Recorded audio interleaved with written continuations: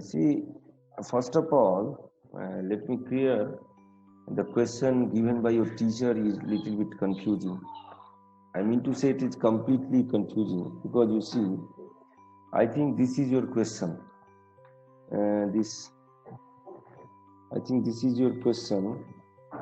So write the algebraic expression for the following. This one, this 3G. Write the algebraic expression for the following. So what following? It should be following statement or anything else. So I think the whole complete thing, the question, the way of asking the question is wrong.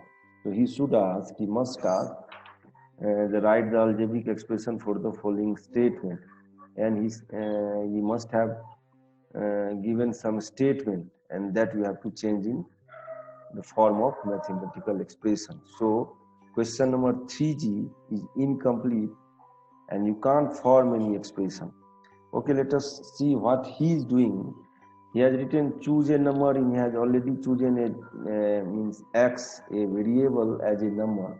Then he has multiplied it by 4. He has written multiply it by 4, so it is x into 4. Then he has written add it, so plus 8 is there, so 4x into 4 plus 8. Then divide it by 4, so that is 4x plus 8 divided by 4. The answer is correct. I think even you can't uh, prove it that this is correct. This is correct only, but he has to tell you that how it is correct, how you divide the whole thing, this x into 4 plus 8 by 4, and then you get x plus 2. He has to explain. So I am still confused. Is it a question or what? I don't know. So next line is subtract 1. So we are subtracting subtracting 1 from x plus 2. Here he has to take x plus 2 in small brackets. So that is a beautiful way so that we can understand from which number or which numericals, which expression we have to subtract 1. So everything should be very much clear. He has made it vivid. So next thing, subtract the original number. Okay. So it should be the subtract the original number from the result. That word is also missing. Okay.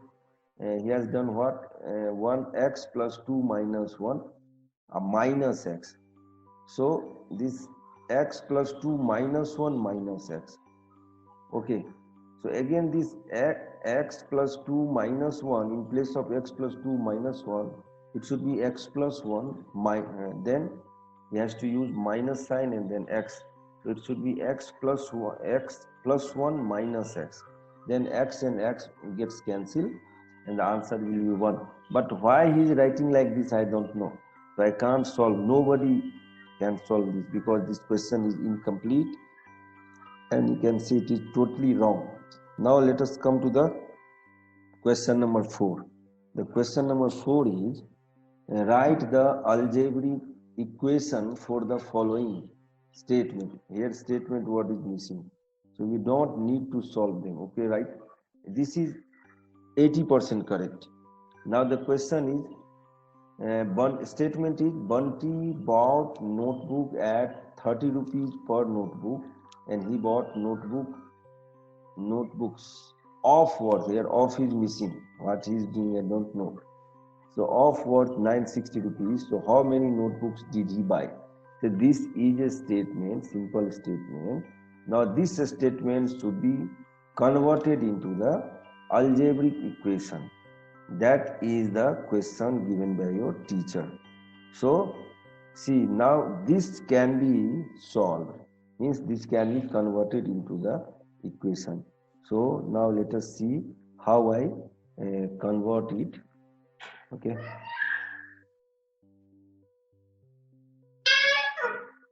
Now see, this is your question.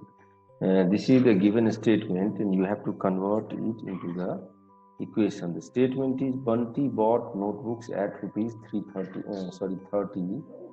per notebook. He bought notebook of worth 960. So how many notebooks did he buy? And he had your teacher has given instruction that there is no need to solve. Okay, means you have to write simple statement for this. So see how to write. Here Bunty bought notebook at rupees 30 per notebook, and he bought notebook of rupees 960. So you have to collect the information from the question given statement itself. Here what is missing? How many notebooks did he buy? That is missing. So you start with this number of notebooks only. So you write, let he buys n number of notebooks, right? So according to question,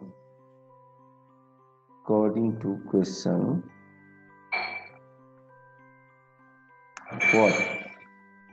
He bought a notebook at the rate 30 rupees. So the rate of the one notebook is 30 rupees. According to question, again, price of one notebook is how much? Is 30 rupees. Okay. So he bought how many notebooks? He bought n number of notebooks. Total n number of notebook he bought. So total money spent by him will be how much? It will be n into 30, because the price of one notebook is 30 rupees and he bought n number of notebooks. So the total money spent by him, the total rupees spent by him is n into 30, or else it is equal to 30 into n. I hope you understand. You can replace this times sign or cross sign by the blank one. So you can write n into 30 is 30n, or else you can write n30. So both way you can write. So I am taking this one. Okay. So total money spent by him is 30n rupees. Right. Now it is given this 30n rupees is equal to 960 rupees. So now we can say the required equation is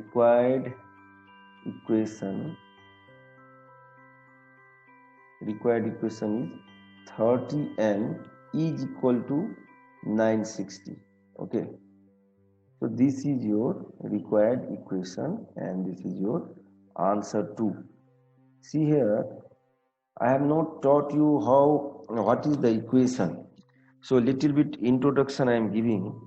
So equation is nothing but the mathematical representation of some statement, of any statement. So this is the statement and now you have represented it using mathematics. And in equation we use sign of equality, that is equal to sign. We use some variable, that is n over here, and we use some constant like 960, 30 according to situation. So it is this 30n is equal to 960 is the required equation. So only one question was solved here, because all the question given by the teacher, I think it is wrong, because they are carrying the incomplete information.